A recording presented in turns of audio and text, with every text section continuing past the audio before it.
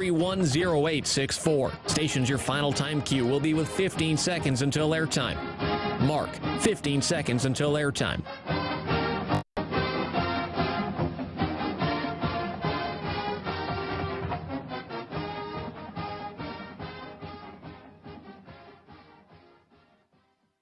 The following is a presentation of Learfield.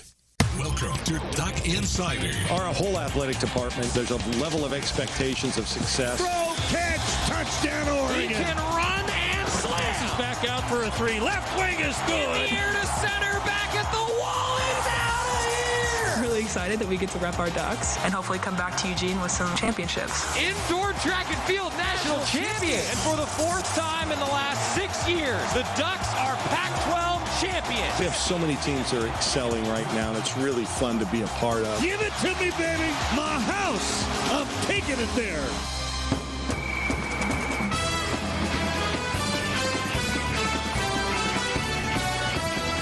This is Duck Insider on the Oregon Sports Network from Learfield, presented by On Point Community Credit Union. Better banking, local solutions. Live from the Country Financial Studio, here's Joey Mack. It's not Joey Mack today. It's actually Jordan Brenner. Sorry to disappoint everybody. It's all about hoops here on a Thursday. Quite frankly, one of the biggest days of hoops on the calendar to date in 2022. Oregon women's basketball getting their Pac-12 tournament started tonight at 6 o'clock. A date with the UCLA Bruins.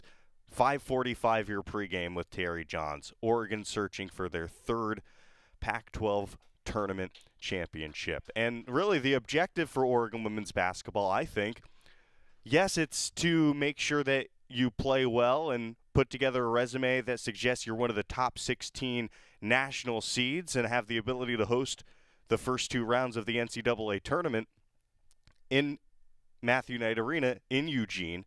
I think more important than that is just playing your best basketball and trending in the right direction before the NCAA tournament starts.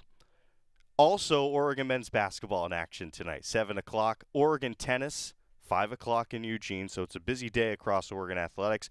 30 minutes from now, first pitch for Oregon softball in the Tar Heel State. The Ducks getting going with UNC Greensboro today.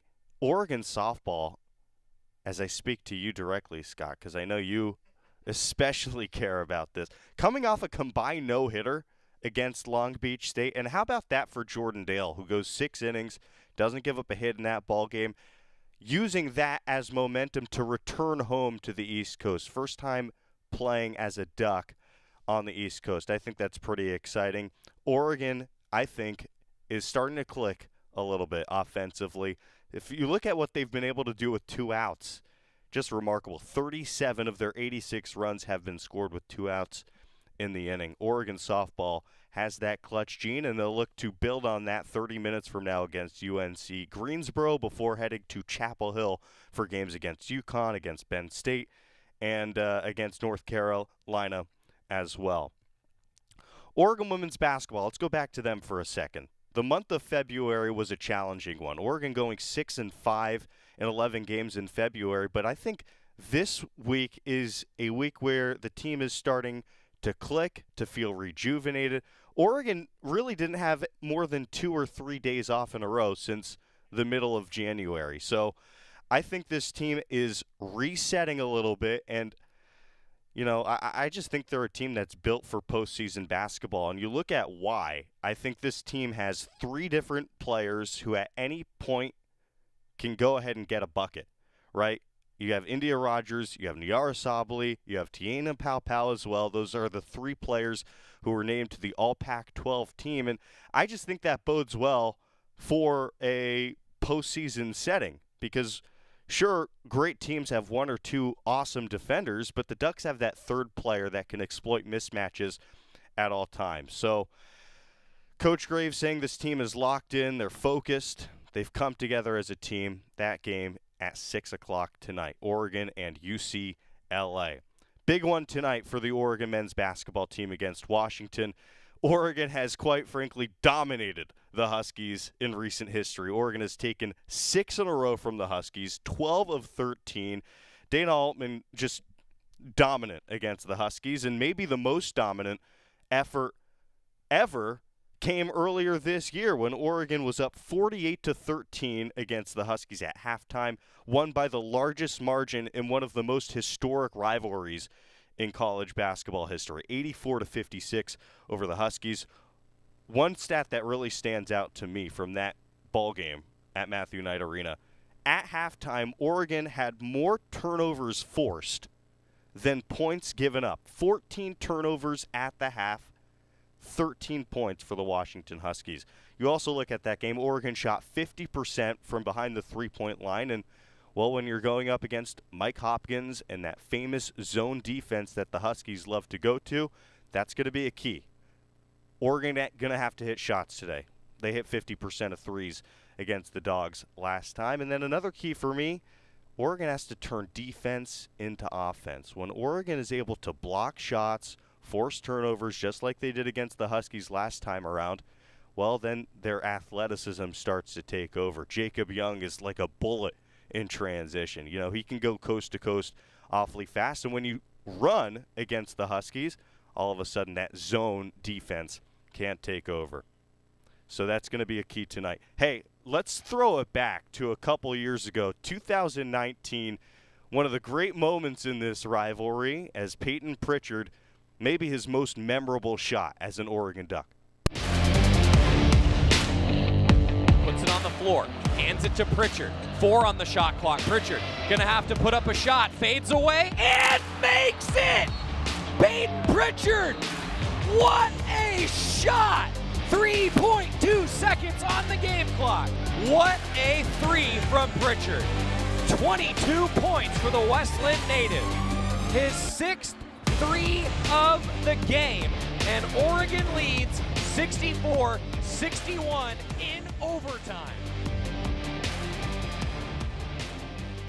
What makes me smile about that particular shot from Peyton Pritchard was that was the game. You saw the sold-out crowd there at Alaska Airlines Arena. That was supposed to be the game where Washington flipped the script against Oregon. They were up 16 at one point in that game. Peyton Pritchard just refusing to let Oregon lose that basketball game. Oregon outscored UW 31-19 in the second half just to force overtime. And then Peyton Pritchard, what looked like a prayer, man, that was not a prayer at all. You know, nothing but the bottom of the net. That was pretty spectacular. And then I would argue one of Joey Mack's best calls, most memorable calls. You could hear the shock. You could hear the elation that Joey Mack had in that call. Joey disagrees, and, you know, this is a fair courtroom here, so he's allowed to put that on the record. He said that he never located the ball. I think Joey's being a little bit hard on himself. I think so. Joey's building up a pretty good library of good calls. Yeah. To me, that's one of them. That's one of the best ones. So I love seeing the people in the background too, in Washington. Yeah, just grab there. It's like, oh no, it went in. Well, so good. Well, we're hoping we get another moment like that tonight. 7 o'clock is the start of that game. 6:30, get your pregame started with Joey Mack. And, well, I asked Joey if he wanted to nominate another call for one of his most memorable calls ever.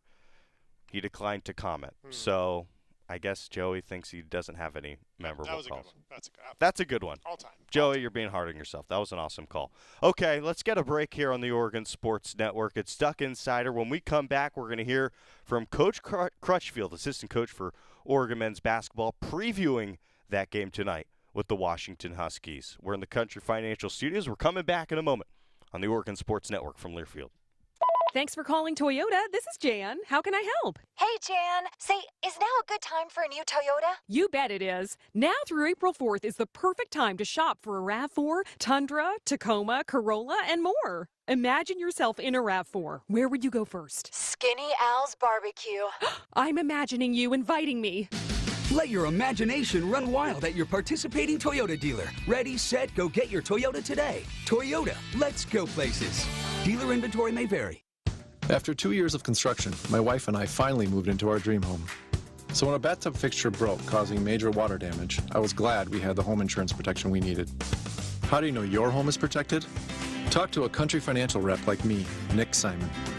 We can help you understand your options and select coverages to meet your needs. Then if something happens to your home, you won't have any surprises. Need the right coverage for your home but not sure where to start? Visit TakeSimpleSteps.com or contact a local country representative. Your daily dose of Oregon athletics. This is Duck Insider from Learfield. If a natural disaster comes knocking, how prepared is your family? You can't just close the door on earthquakes, floods, or hurricanes and hope they go away. That's why it's important to make a plan now. Ready.gov/plan has the tools and tips you need to prepare your family for an emergency. So if disaster shows up at your doorstep, you'll be ready. Visit ready.gov/plan and make a plan today. Brought to you by FEMA and the Ad Council. Hey, son, how are you feeling? I'm fine, Pops. What's on your mind? I can't explain it. Navigating without a compass, eyes waiting, started to wonder. Metamorphosis, the loss of who you thought you was. When your kid can't find the language, help them find the lyrics. Listen to the Sound It Out album and get tips and tools to start a conversation at sounditouttogether.org. Brought to you by Ad Council and Pivotal Ventures.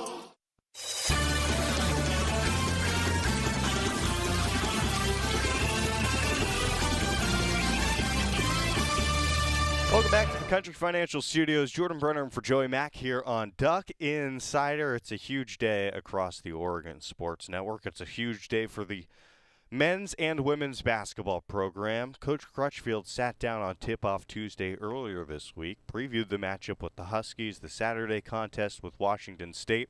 Let's go to Coach Chris Crutchfield now on Duck Insider.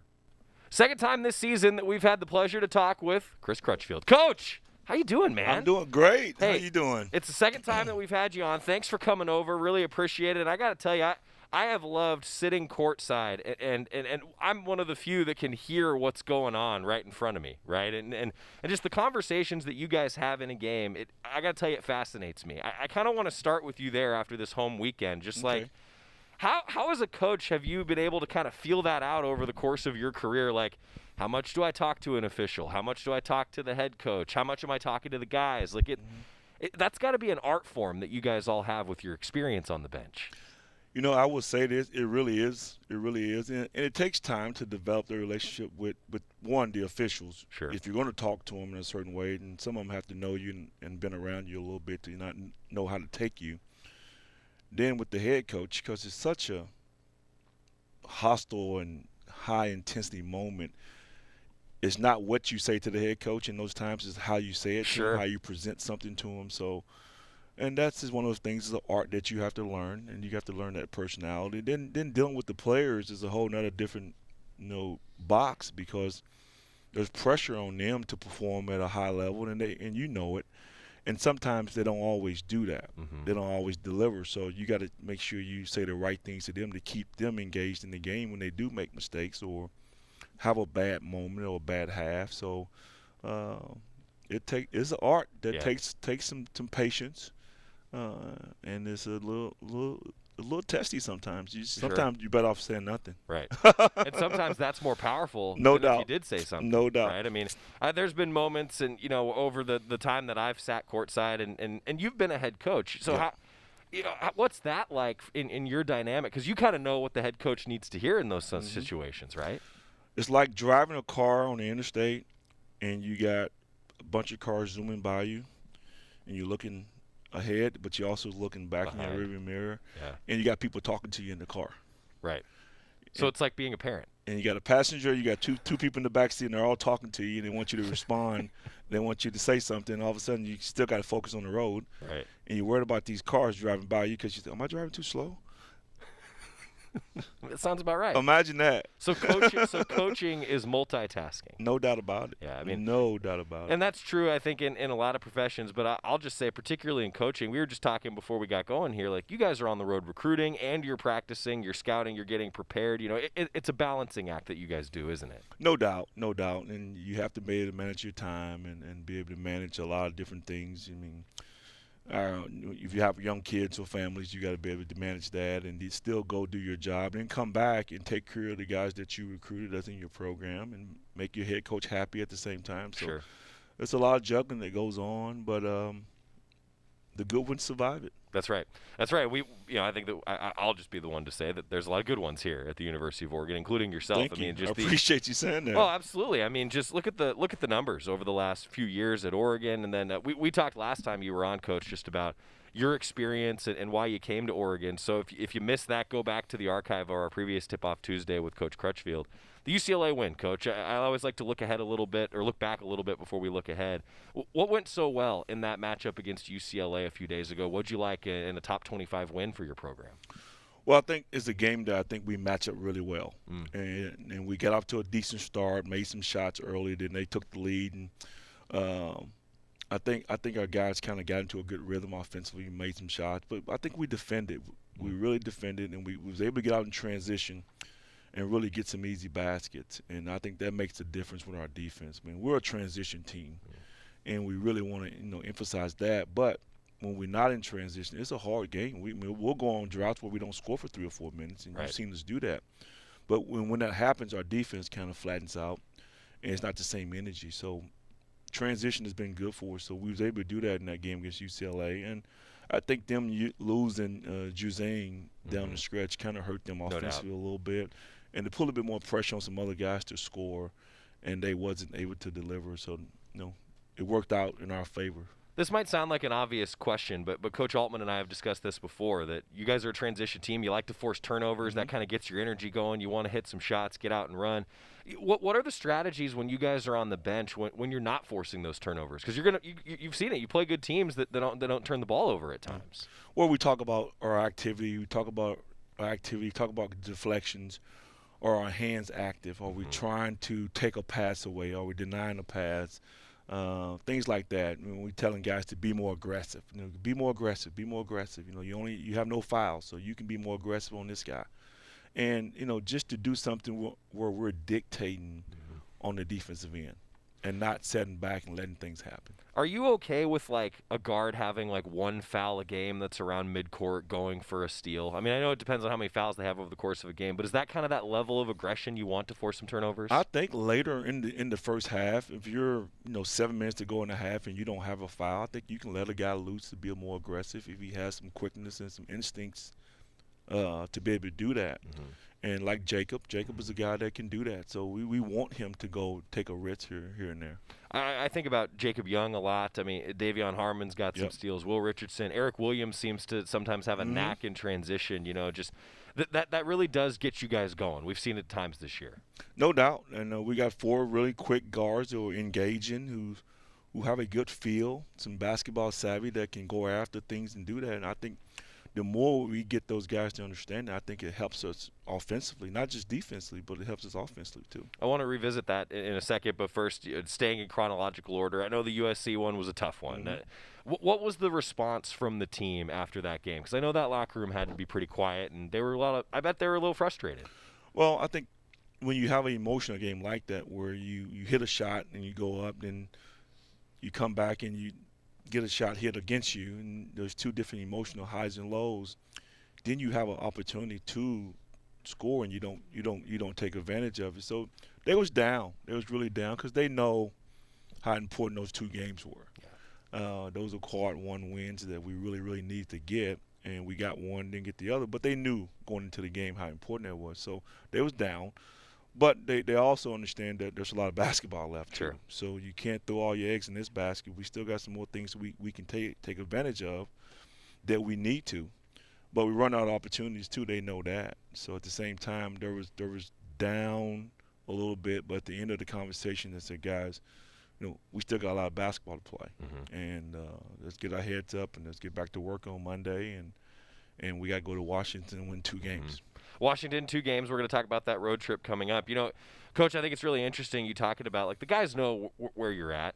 And how nice is it to be playing, how exciting is it to be playing meaningful basketball games in the month of February and the month of March? I mean, the program expectations at Oregon are so high. And I know Coach Altman would say that's where they should be. I think obviously, that's why you're here, right? No doubt. But playing meaningful games here, there's only, maybe 80 teams right now that are playing meaningful basketball. You guys still have a lot to play for in front of you. And that's about right. And you said the number is 80 teams that are out there fighting for 68 spots to play in the NCAA tournament, and that's the mecca of it all, and that's what we're shooting for. And think about this: there's another 250 teams that that are not.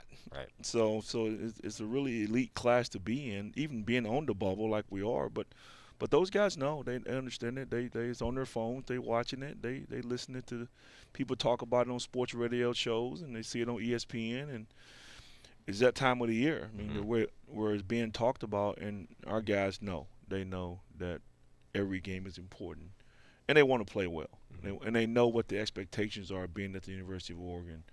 And they want to represent our fan base. They want to represent the university the way it's been represented in the past. I've been around teams that have been on the bubble. I've been around teams that are number 1 overall seeds. You know, I mean, the focus, and I truly mean this, fans. Like, I'm always amazed at the way that you guys as coaches, and this has got to be true of a lot of coaches, ones that you've worked with, I imagine. And I don't want to put words in your mouth, but I just have a feeling that, no, it really is like you have to still prepare for the next game. Because as soon as you start thinking your head gets big and there's so much else going on, that's when you lose a game you're not supposed to. That's exactly right. And it's happening a lot. Yeah. Like you see teams that, like just like last weekend, there was a bunch of upsets in the top 10 in the country. Most ever. Because I think, and I've been in this spot before when I was at OU where you know you're going to the tournament. You know you're going to get a good seed. And you got these 4 games left, and you just want to get to the end. Yeah. You know, let's just get to the conference tournament. Yeah. Let's get to the NCAA tournament. And you sleepwalk through a game and you get beat. And that's what happens sometimes with these kids. They just kind of, it's part of human nature. It is. And it does happen. Yeah. It does happen. That was part 1 of the interview with Coach Crutchfield with Joey Mack from Tip-Off Tuesday. I like what they had to say about rebounding after that emotional loss to USC. There's still a lot of meaningful basketball to be played, especially this weekend. Looking forward to the Pac-12 tournament and maybe beyond. So Oregon trying to refocus and get hot at the right time, starting tonight at 7 o'clock. We have part 2 coming after this break on the Oregon Sports Network from Learfield. From the weight room to the classroom, on the field and off it, On Point proudly supports University of Oregon athletics because student athletes do so much more than bring us pride on game day. They bring our entire community together in Eugene and all across Oregon. So whether you're watching the game in the stadium, at home, or at your favorite local business, their success makes all of us stronger. On Point Community Credit Union. Join in. OnPointCU.com. Federally insured by NCUA. Equal housing opportunity. As my family continued to grow, I realized I'd have to replace my beloved Jeep with something that has, well, more seats. I'm Jason Hines, Country Financial Rep and father of 7. Whether you're upgrading from your sporty ride with no room for a car seat or finally replacing your well-loved beater that still has a cassette player, you'll want the right protection for your new car. Work with a Country Financial Rep like me and get the protection you need at a price you can afford. Learn more at TakeSimpleSteps.com or contact a local Country representative. You're listening to Duck Insider. Duck Insider on the Oregon Sports Network from Learfield. Hey, Dad, how do airplanes fly? What's in this box? Is this tree good for climbing? How are babies made? What does this thing do? Kids are curious about everything, including guns. Talking to them about gun safety in your home is a good first step, but you can do more. Always keep your guns locked, unloaded, and stored separately from ammunition. Safe gun storage saves lives. Learn how to make your home safer at endfamilyfire.org. That's endfamilyfire.org. Brought to you by End Family Fire, Brady, and the Ad Council. Adopt US Kids presents What to Expect When You're Expecting a Teenager. Learning the lingo. Jelly. Jelly adjective. Jelly is a shorter, better way to say jealous. As in, Chloe, I am like so jelly of your unicorn phone case. You don't have to speak teen to be a perfect parent. Thousands of teens in foster care will love you just the same. Visit adoptuskids.org. Brought to you by the U.S. Department of Health and Human Services, Adopt US Kids, and the Ad Council.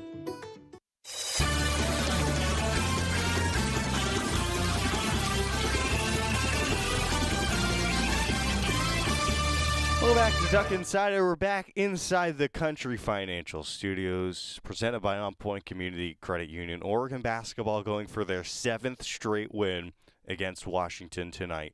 Must-win game. Coach Crutchfield previewed this game with Joey Mack on Tip-Off Tuesday. Here's part 2. Find as you've gone through this in your career, do you find this year to be more parity ridden than others? And I know we talk about like it was the most top 10 teams to ever lose on a single day in the history of college basketball. That happened this weekend on Saturday. Yeah. Do you really see more parity throughout college basketball right now?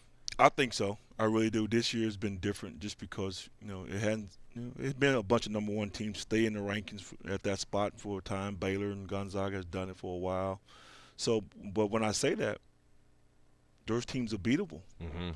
There's not one team that we can say they're going to win a national championship. No one can touch them. Now, it's been years, but that's been like that, and you knew no one could beat a certain team. But I just think there's about a group of about 12 teams that can win the whole thing. Really? Wow. I really believe there's 12 teams that can win the whole thing. So you're saying, like, if you make it to the Sweet 16, you got a great shot. No doubt about it. That means it's going to be a great tournament. So here's to be in there. No doubt. No doubt. Yeah, I like that. I'm curious, too, Coach, back to you guys here.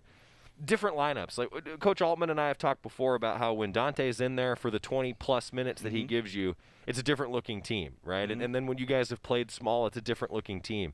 How do you approach that as a coach? And, like, even in game, figuring out you guys going to go small, you're going to go big. How do you guys approach that as a coaching staff? Most of the time it comes down to defensive matchups more than anything else. If a team does go small or they have a mobile 6'10" guy that can step out and shoot like Mobley, they put you in tough situations with Franco Dante being on the floor just because of the mobility and the guy's ability to go in and out and shoot the basketball. So the game flow kind of dictate the substitutions and the matchups, especially when they're playing with the lead. If they're playing with the lead and they're dictating the matchups, then you have to kind of match up with them, hopefully to get back in the game to not let that lead extend. But there's things that we talk about going into games of lineups based on their lineups, based on certain matchups, based on certain things that we want to run. So – and Coach is really, really good at that. I mean, he's so smart when it comes to making adjustments in games. So he has a plan in the back of his head. We're constantly offering suggestions, and that's how I go about. You know, we talked earlier about like the way that you guys communicate on the bench. I'm always fascinated at just watching this take place, and I'm going to describe something like from my point of view, and I'm kind of curious your perspective. Like Coach Altman will be standing up as he usually does. Let's say he's looking down at the other end of the floor. And then Coach Crutchfield will say one thing. Coach McKenna will say one thing. You know, Coach Manga says one thing, and maybe I hear a player say something, and then Coach Altman's processing all that. You're talking about the analogy of driving the car, and then he's like, "All right, sub in." Like that. That's really how it goes, right? Like, did I miss anything there? No, that's pretty much how it goes. He's taking in a lot of data in a fast pace, and he's processing it really fast, and he's watching the floor, and he's saying, okay, you're right, let me do that. Then there's times where he'll say, right. Yeah, just hold the hand out. I've seen that. There's times where he'll just say, okay. And we know, okay, we made our suggestion.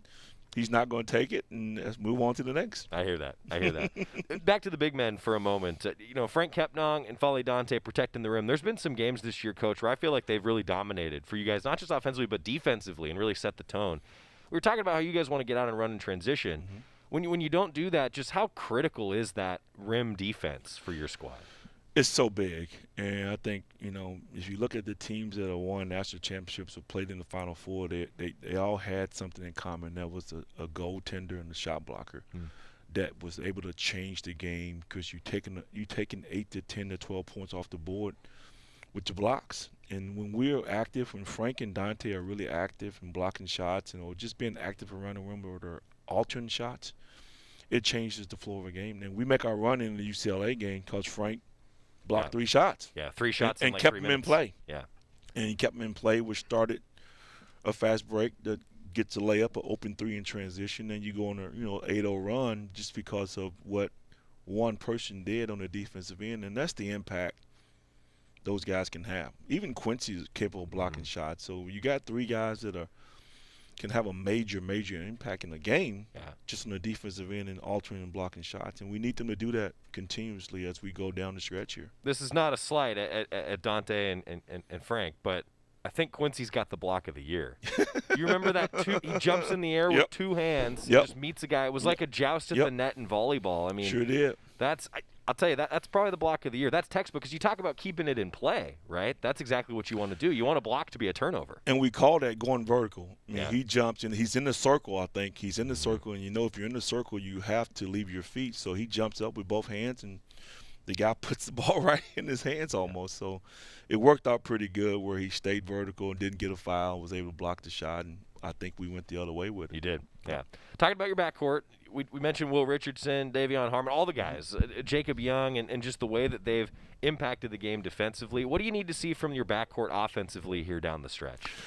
Most important thing, I think we need consistency. We need guys making shots. I mean, when you get down to March is really about making shots. I think more importantly, our defense need to be really, really good, need to be consistent. But our three guards, and Davion, Will, and Jacob, they have to be able to be consistent in their shot-making ability for us. And I think that takes you a long way. Sure. A long way. Coach Altman will always say that rebounding is key. And I think the numbers tell you that under Coach Altman at the University of Oregon, when you out-rebound teams, you win games. No doubt. That's one of the big numbers. In fact, I think the only game still this year where you guys have lost and you've out-rebounded the opposition is the Baylor game. No doubt. Yeah, so no doubt.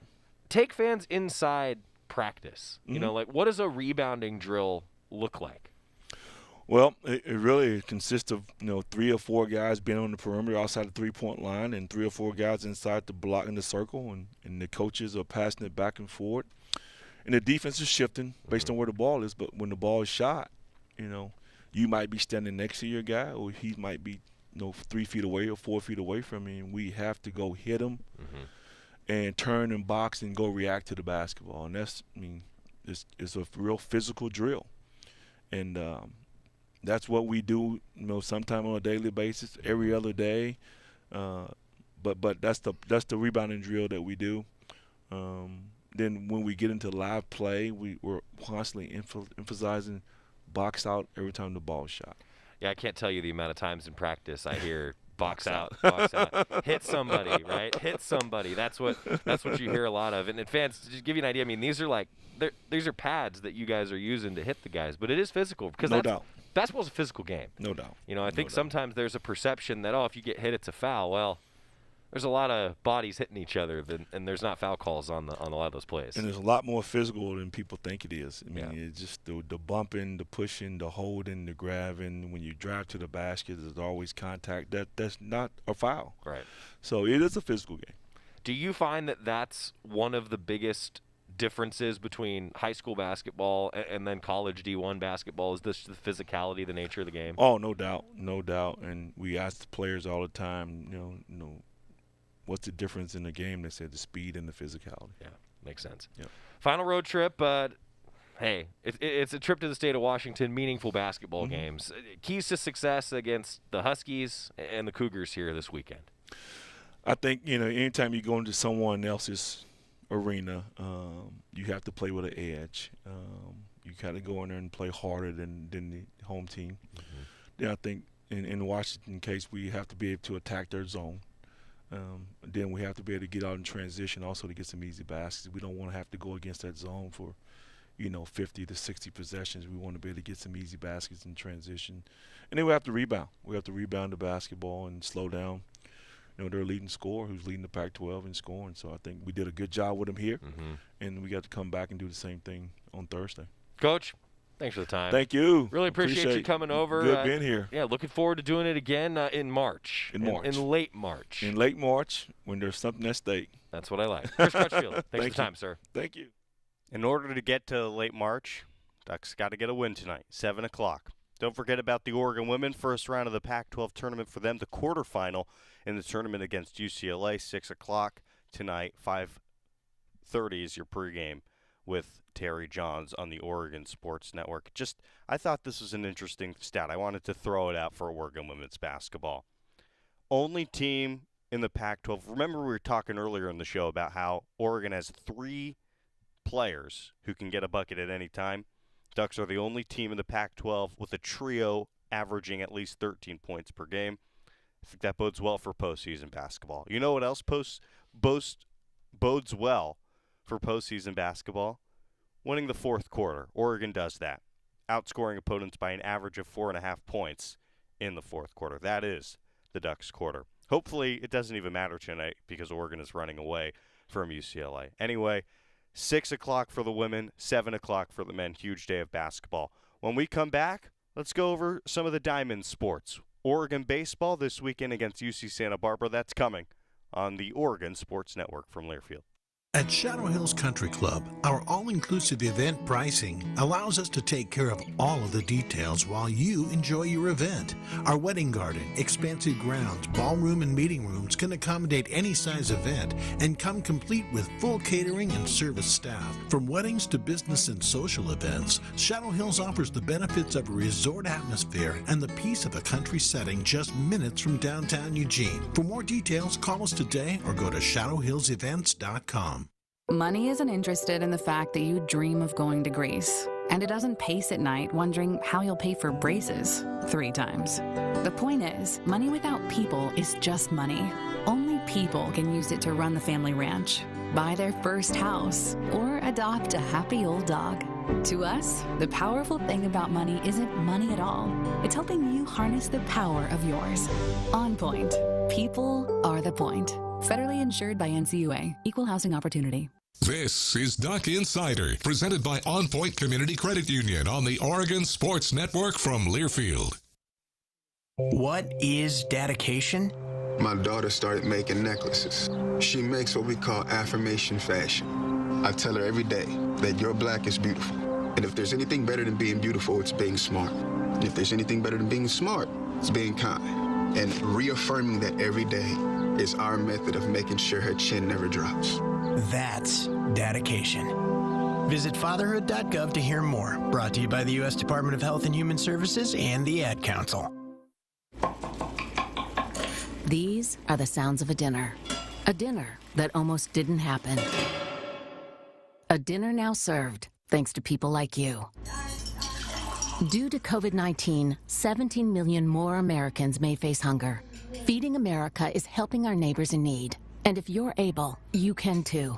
Donations are being accepted at feedingamerica.org/coronavirus. Brought to you by the Ad Council and Feeding America. 200 food banks strong.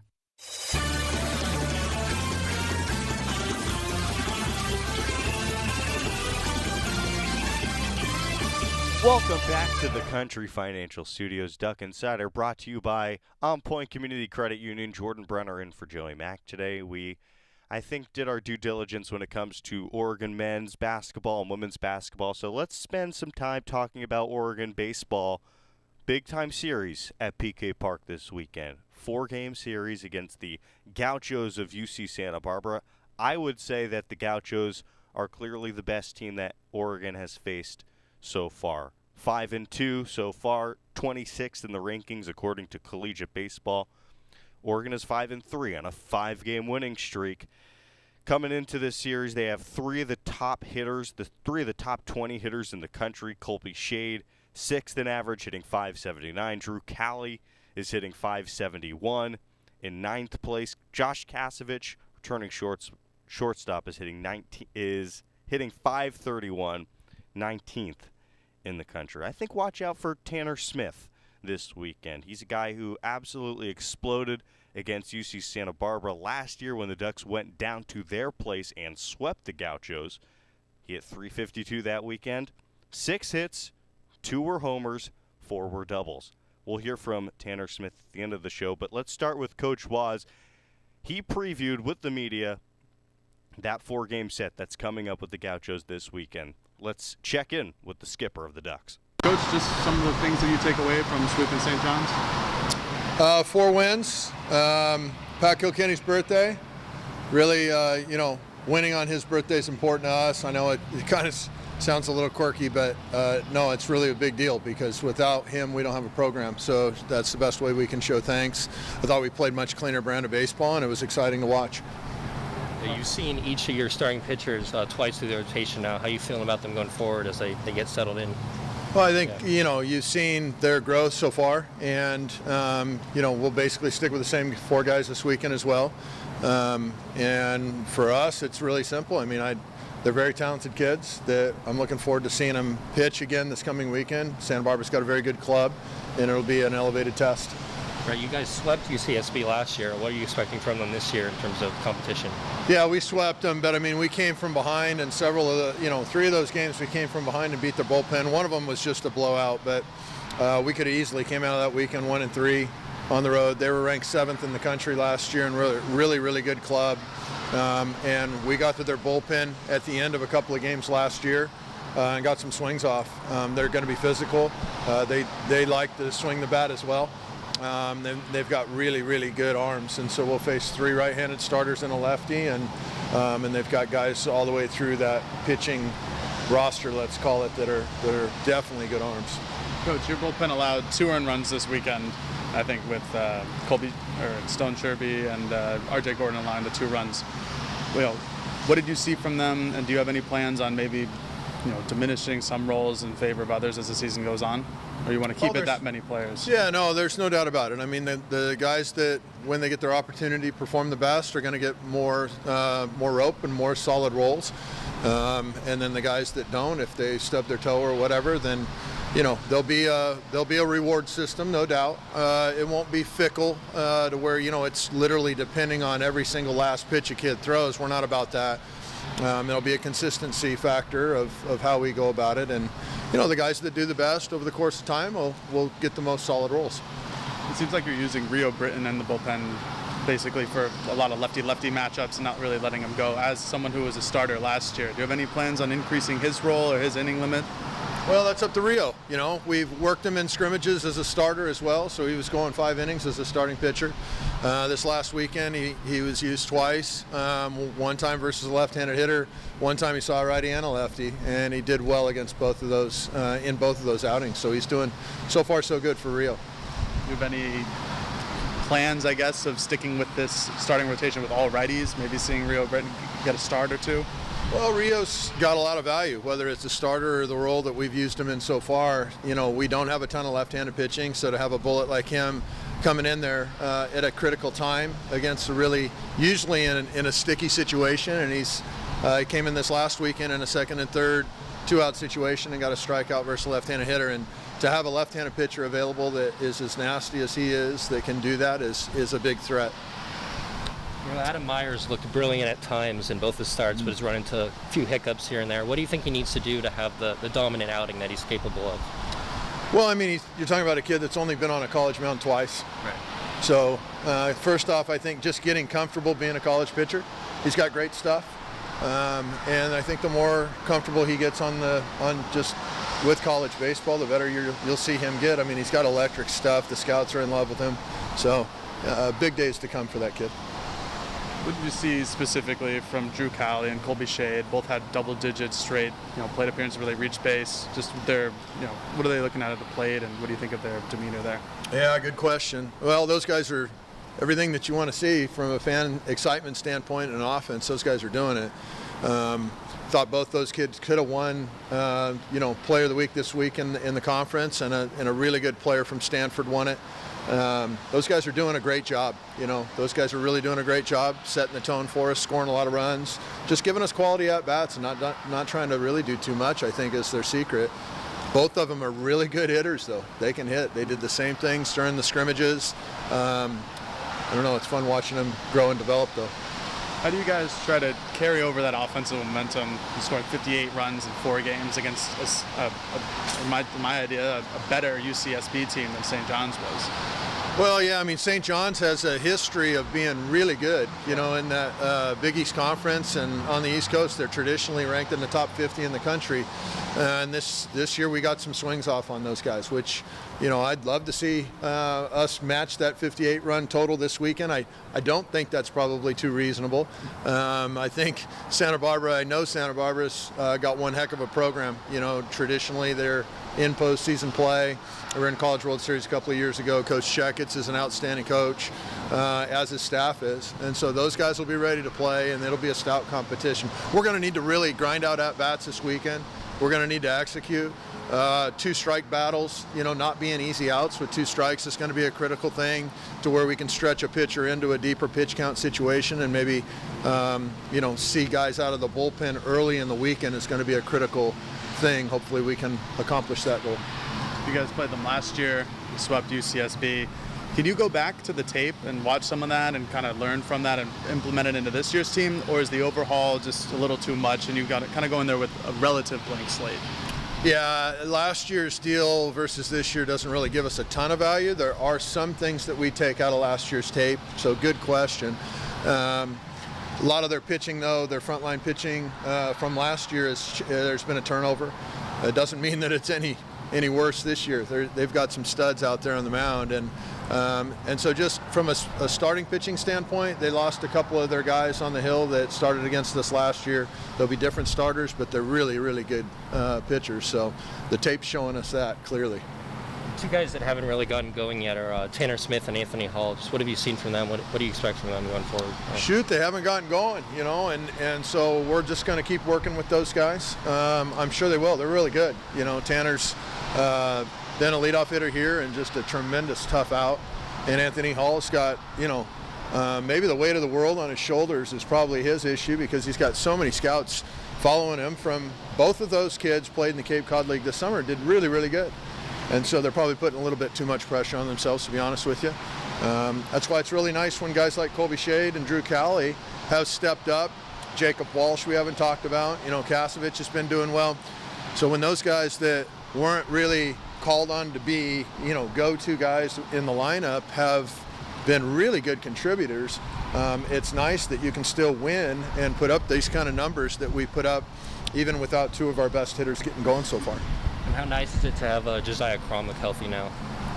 Yeah. Well, he's a good player, isn't he? Josiah Cromwell is a really good player. He can play a lot of places. He brings speed to the table. He's got power. You've seen that in a couple of home runs, and big home runs. Not just little cheap deals or whatever, but at big times as well, I'm referring to. So he's a clutch player who can catch. He's really got a strong arm. He's a tremendous baseball player. We're lucky to have him. How do you sort of attack where you're going to put Josiah in the field with Jack at catcher, then in the corner outfields? How do you attack it? We discuss that as a staff, and who catches which pitcher. First and foremost is the defensive position of catcher.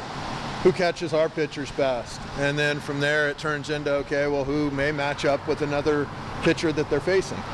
Stuff like that. So we'll determine those things to try to give us the best chance to win. 4 games now at the new PK Park, or renovated PK Park. How do you think the field played with the fences, and was that meeting your kind of expectations of how it would go and what you've seen in practice, or was it a little more of a bandbox? Well, no, it's not a bandbox at all. You got to hit it to get it out of PK Park. It's a beautiful field, and I think it's a fair field.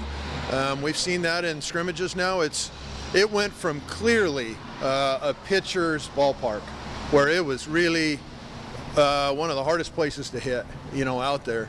And it's no longer that way. It's definitely not a bandbox by any stretch, but the field's beautiful. I think it plays really, really well. The speed of it's good and it's consistent. The actual aesthetics of the field and the park with the improvements they've made are just eye-popping. I mean, it's right up Nike's alley, so in the University of Oregon's alley. So we're blessed to have all that, but I've loved the way the field's played. I mean, I think it's played fair. And I do think it's yielded at least, on a couple of balls that were hit there, where maybe in the past they would have been just short of being a home run. We had a couple balls that got out. But I think the biggest thing that we see is just with, even though it's 1.5 foot difference in the height of the fence, that's a big deal because now you see more outfielders going up to try to make plays on balls that are up against the fence, which is just great.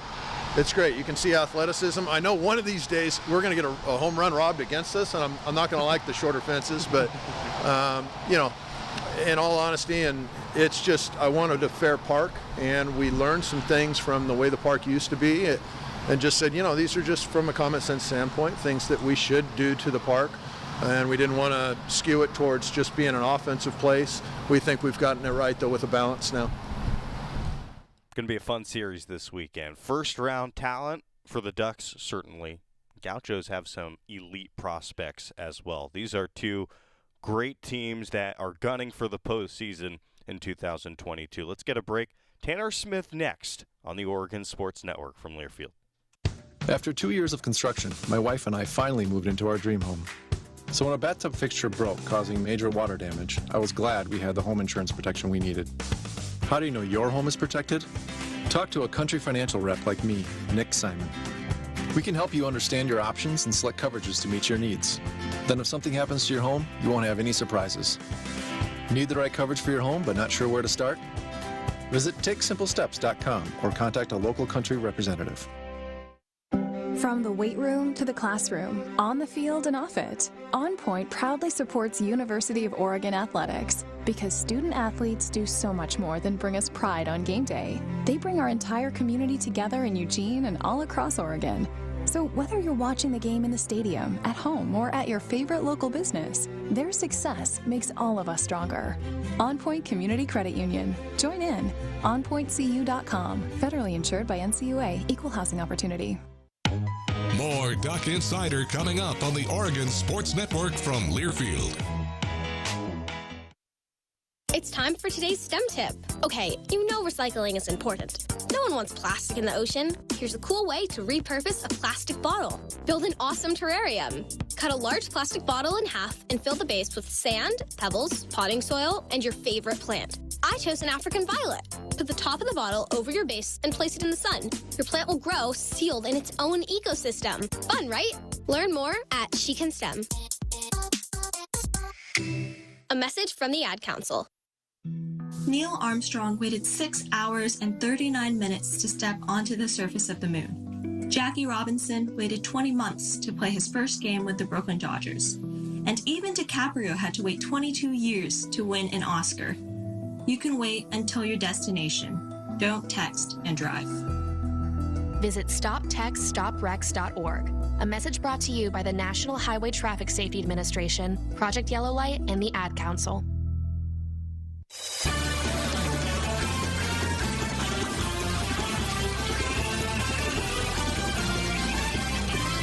Welcome back to the Country Financial Studios. Jordan Brenner in hosting Duck Insider today. Before we get to Tanner Smith from Oregon Baseball, just wanted to announce that earlier today, Oregon Soccer revealed their spring schedule, which gets going at Portland on April 9th. It's a 5-game spring schedule. Also, a fun note, on April 23rd, that's the day of the spring game. You can start your spring game Saturday at 11 a.m., Oregon Soccer hosting Seattle at Pape Field. Spring game at 1, get started at Pape Field at 11 a.m. Oregon Soccer returning 3 all-conference performers in Leah Freeman, Croy Soto, and Chai Cortez. Building towards something special, I believe, in that program. All right, let's get to Tanner Smith, Oregon outfielder, previewing this weekend series against UC Santa Barbara. Tanner, back to hitting leadoff this year after last year. Just what has it been like at the plate, and what are you trying to address to get yourself going? Yeah, I mean, obviously it's been a little bit of a slow start, but being leadoff again this year is awesome. Just setting the tone again and being able to just start the game and getting our lineup going. And obviously there's some really impressive bats behind me, so hitting in front of those guys is amazing. Anything like specifically that you're working on with your stance? Do you feel like you're falling out of it a little bit? No, not too much. From a mechanical standpoint, just some slight adjustments. A lot of it's just timing and rhythm, but a lot of it's just part of the game. In baseball, it's obviously an ups and down game, and just continuing every day to catching up and get going. Talking about those guys behind you, how nice has it been to have like Malone, Cowley, these new guys in the lineup? It's unbelievable. When you have, the guy hitting behind me is, second in the country in batting average, and our 7th hole hitter is up there as well. And So having that depth in the lineup and having those bats behind me is just awesome. Now it's just coming to a point where it's how can I get on base to allow those guys to drive me in. Does it take a little bit of pressure off of you knowing that those guys behind you are getting on? Oh yeah, no doubt. No doubt. I think it's just, it's just relaxing. And like I said, all the way through, now I'm getting to a point where, I'm hitting with guys on base too, because it's just so good all the way through. But yeah, it definitely is a little relaxing. In terms of having those guys on base, do you change your approach with runners in scoring position depending on the situation? Not too much. Not too much. I try to stay, with a similar approach every at bat.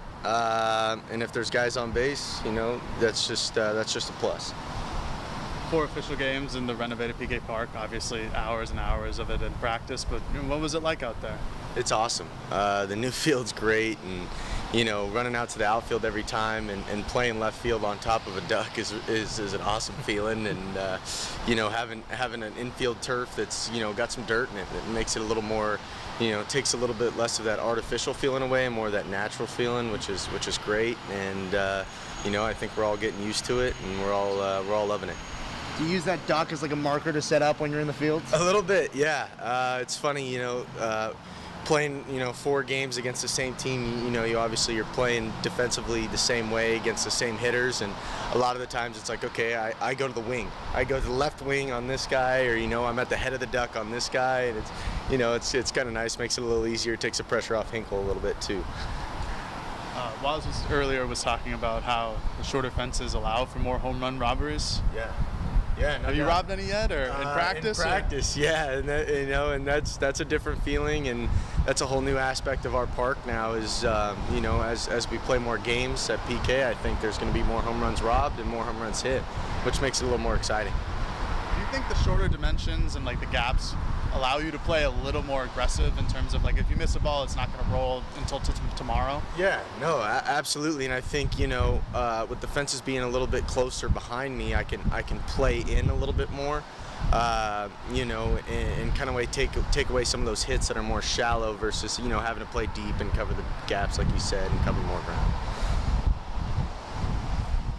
Awesome. Thank you, guys. Tanner Smith speaking to the media earlier today. Again, I said it before, I expect a big weekend for Tanner Smith, who had 6 extra base hits against the Gauchos a year ago. Oregon softball, they're in action currently against UNC Greensboro. At the end of the first, I think the game is scoreless. You could actually watch this softball game on ESPN+. No radio coverage on the East Coast this weekend. Oregon softball in action.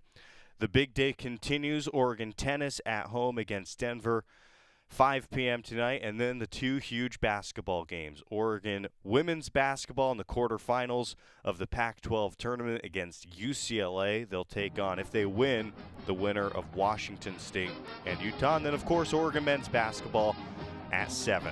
Huge game against the Washington Huskies, looking to extend that winning streak. Big thank you to everybody who made this possible today. Duck Insider, we're going to be back tomorrow for another edition of Duck Insider, hopefully breaking down a couple wins. I'm Jordan Brenner. Thank you, Duck Insider, on the Oregon Sports Network from Learfield.